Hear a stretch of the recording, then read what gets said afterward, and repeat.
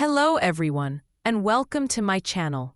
My name is English Accent, and this channel is dedicated to helping you speak English clearly, confidently, and naturally. Whether you're preparing for exams, job interviews, travel, or just want to enjoy English movies without subtitles. In every video, we focus on practical English you can use immediately. Explain slowly and clearly. If you haven't already, please subscribe and turn on notifications. I upload new lessons every Monday, Thursday, etc. In today's lesson, we're going to master topic. Let's begin. In the rolling hills of Tuscany, on April 15th, 1452, a child was born who would redefine the boundaries of human ingenuity.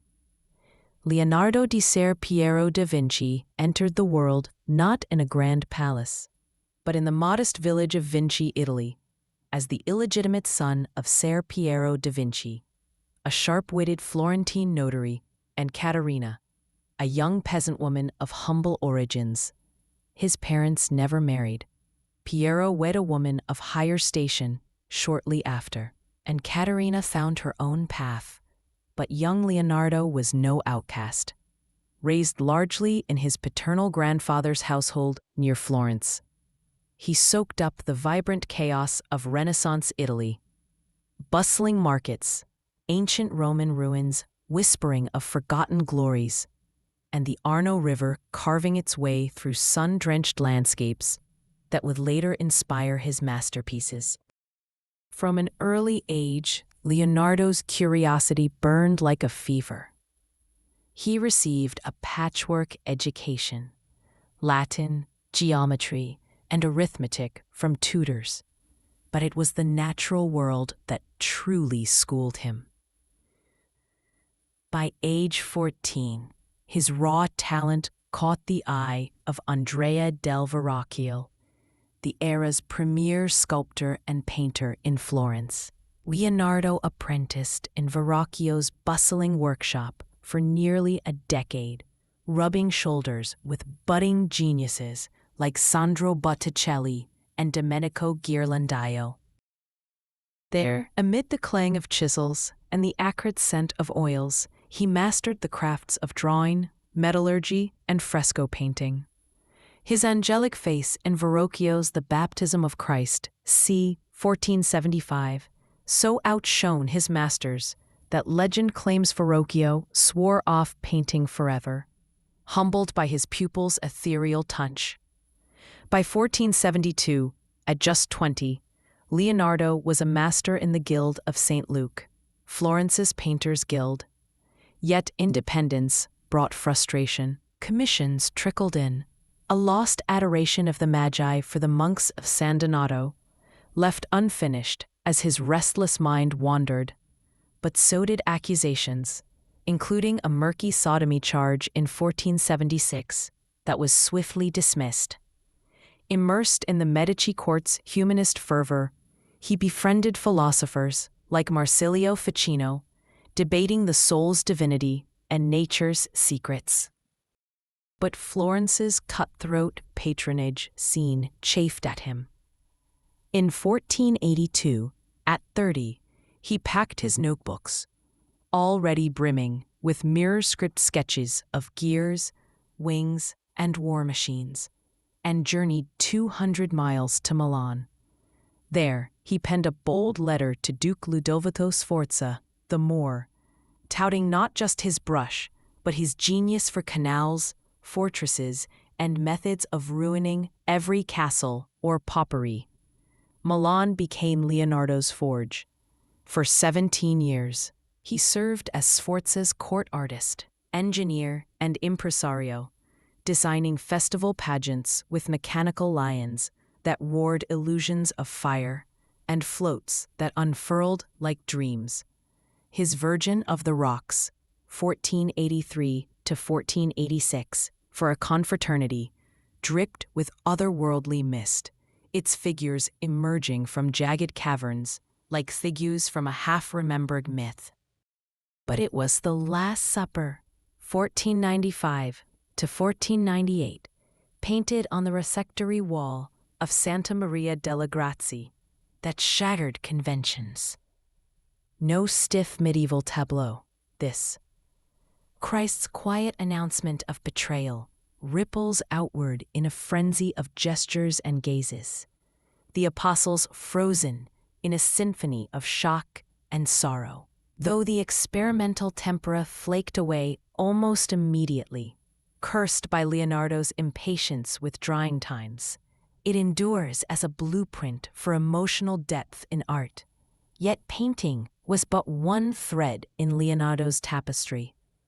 A voracious inventor, he filled 13,000 pages of notebooks with visions centuries ahead. Ornithopters mimicking bat wings for human flight, armored tanks rumbling on caterpillar treads, scuba gear for underwater sabotage, and parabolic mirrors to harness solar fury. He dissected over 30 cadavers in secret, mapping the body's hidden rivers, muscles coiling like ropes, the heart's four-chambered pulse, long before Vesalius or Harvey. His Vitruvian Man, 1490, that iconic spread eagle inscribed in a circle and square, wasn't mere doodle. It was a manifesto on divine proportion, blending Vitruvius's ancient math with Renaissance humanism. Geology intrigued him too. He sketched fossils as proof of an ancient, watery world, and he pondered friction's laws while watching mill wheels turn. War and wind scattered his path. When French invaders toppled the Sforzas in 1499, Leonardo fled to Venice as a military consultant, sketching impenetrable defenses against Ottoman fleets. Back in Florence by 1500, he dueled artistic rivals like Michelangelo, competing for the Palazzo Vecchio's walls with the Battle of Anghiari, 1503 to 1506, a lost whirlwind of rearing horses and clashing swords that influenced generations. There, he took on a devoted pupil, Francesco Melzi, who would safeguard his legacy. Mona Lisa, 1503 to 1519, emerged in this feverish phase. The portrait of Lisa Gherardini, wife of a silk merchant, with her gaze that follows you across centuries, her landscape fading into sfumato haze. Was it her smile, or his alchemy of light and shadow that made it immortal? Restlessness pulled him back to Milan in 1506 under French rule. Then to Rome in 1513 at Pope Leo X's court, a Medici pope no less. But Vatican intrigues soured, rivals whispered of his mechanical trifles, and his dissections drew papal ire. Health faltered. A palsy crept into his right hand, stalling the brush. In 1516, salvation arrived from across the Alps. King Francis I of France, besotted with his genius, summoned him as premier peintre, ingénieur et architecte du roi. Leonardo settled at Clos Lucé, a graceful manor near Amboise, where he sketched utopian cities, channeled the Loire's waters, and entertained with a lion that opened its chest to reveal lilies, Francis' flower. The years waned gently. Bedridden at last, surrounded by Melzi and a menagerie of pets. He was vegetarian, abhorring cruelty. Leonardo reflected on a life unfinished. The Sforza horse, colossal and uncast. Saint John the Baptist, his final enigmatic canvas, pointing heavenward with a sly, androgynous grin.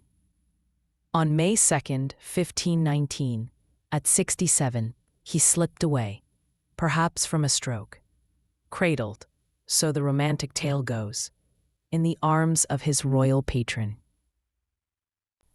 Leonardo left no children, no grand treatise, just those notebooks, a mirror to a mind that saw the world not as it was, but as it could be.